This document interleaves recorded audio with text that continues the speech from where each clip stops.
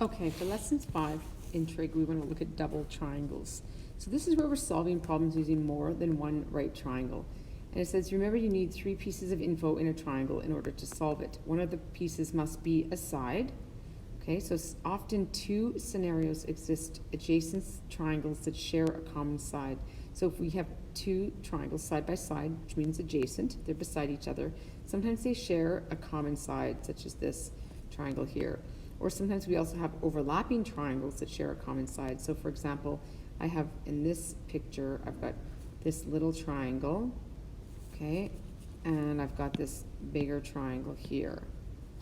And those would share the common side over here. That would be the shared side.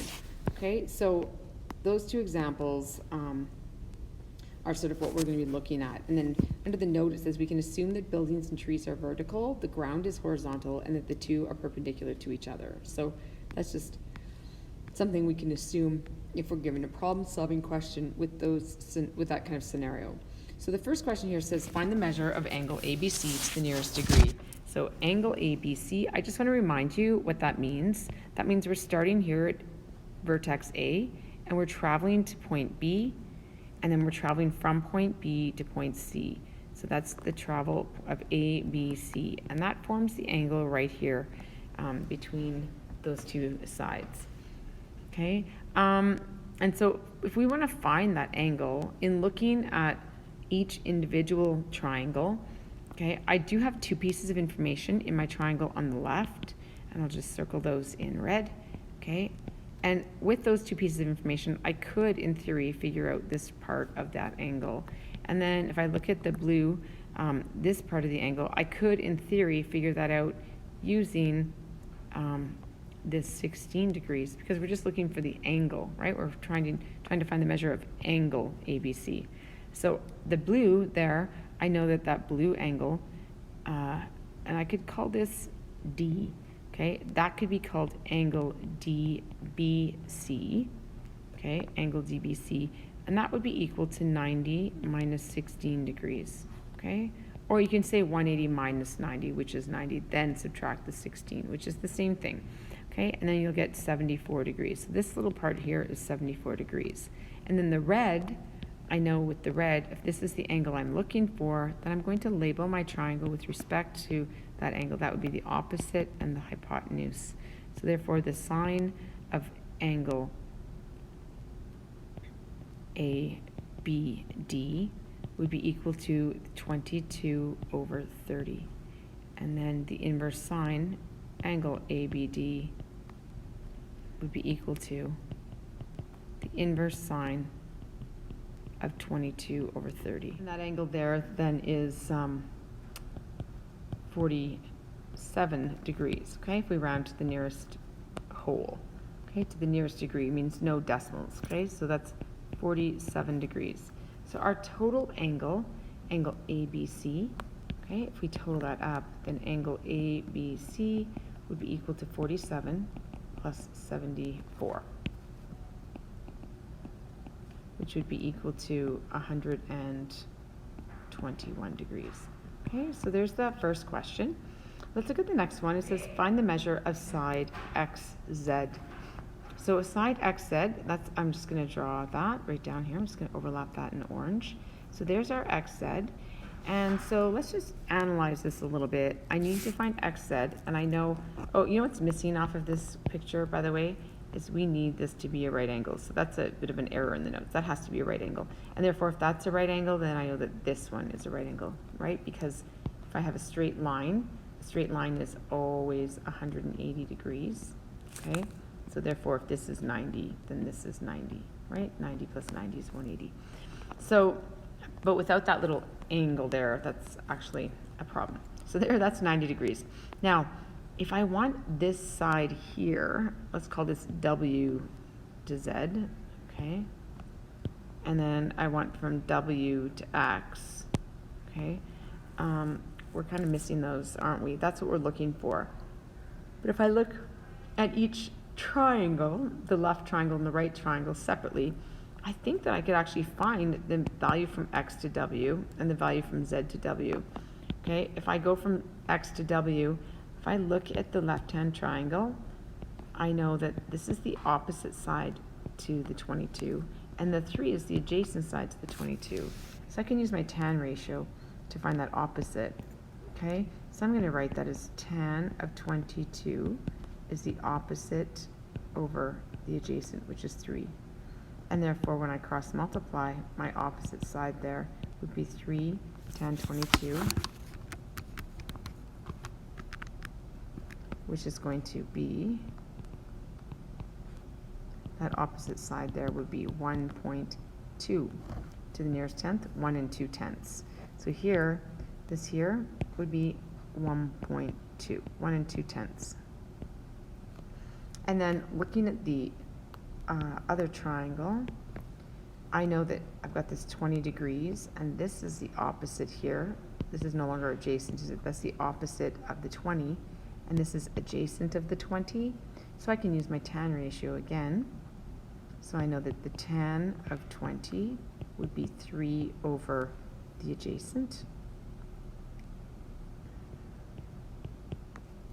And this adjacent here is my unknown. And when I cross multiply, we get the adjacent is 1 times 3, which is 3 divided by tan of 20. And when I plug that into my calculator, we get, I believe, 8.2. So this is 8.2 centimeters, and we had 1.2. That was a 1.2. It kind of almost looks like a 1. Almost looks like an 11. So let me just fix that. There we go, 1.2.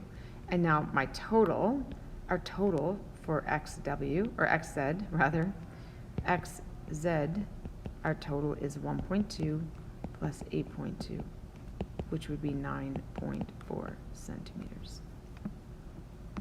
Okay, why don't I pause the video, or why don't you pause the video rather, and see if you can figure out the next question. Okay, so if you look at this question, I solved for the common side x first, okay, and I got x is equal to 10. And then once I knew that, I used the opposite and the hypotenuse, and I found BC. I called it y, and that was 13.3.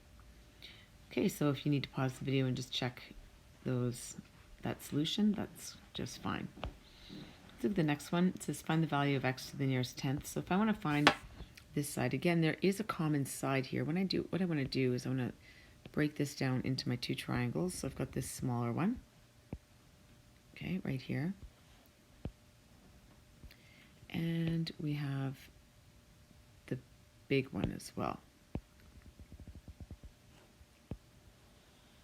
Okay, the entire big triangle there, which, again, if we look at our shared side, it's right here, right? This is our shared side there. So if I want to find side x, what I can do here is we can find this entire side AC and then subtract 10.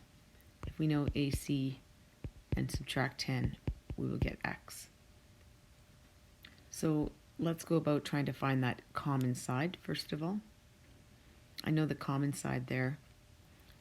If I look at my 30-degree angle, that's my adjacent, and this is of course the opposite. So I can use my tan ratio.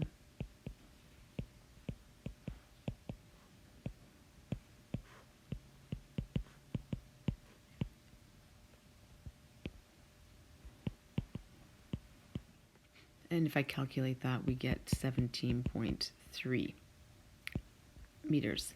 Now if I look at this angle here, let's just transpose or just sort of copy this large triangle here. I'll just duplicate it over here. The funny thing is, or the bad thing, I guess, with this question is that this here angle, this large angle here, is said to be 45 degrees. Well, that's virtually impossible the way it's drawn, but if this is 45 degrees and this is 90 degrees, then technically this should also be 45 degrees. But it certainly is not drawn like that, and the reason I say that is because these angles have to be equal, and that would be an isosceles triangle because angles opposite equal sides are equal. So if this side here is 17.3, then this entire side here would also be 17.3. And we can also calculate that. We could calculate that using trig, or we just can use that knowledge, the idea that opposite sides are going to be equal. So if this entire side is 17.3, then x would be 17.3 minus 10, which would be 7.3. Okay, and there's our answer there. Another way, like I said, is we could have actually calculated that without knowing that information. If I didn't know that, then I could simply, let's call this side Z, okay, and if we wanted to calculate that, we would just use our tan ratio again. So we would say tan of 45 is Z over 17.3, and if we plug that in our calculator, we're going to get 17.3 using our tan ratio. Okay, so there's the second one. Again, I would encourage you to try this next one on your own. Let's take a look. We still have the shared triangles. Okay, we've got this little guy. And for this one, we want to find side x. So we're finding a different one there than the other. So it's not the identical question. We're looking for side x. So if I look at this, I would still want to find my shared side, I think.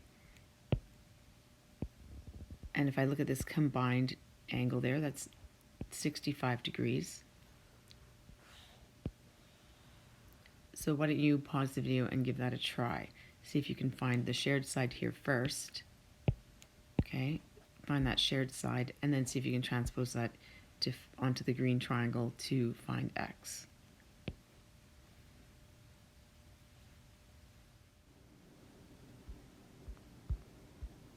Okay, so here's our solution there, and if you wanted, I would suggest that you do at least questions 1 and 2 ace. If you feel like you need more questions, you can do all of 2. Okay, if you have any questions or concerns, please do not hesitate to contact me. Thank you.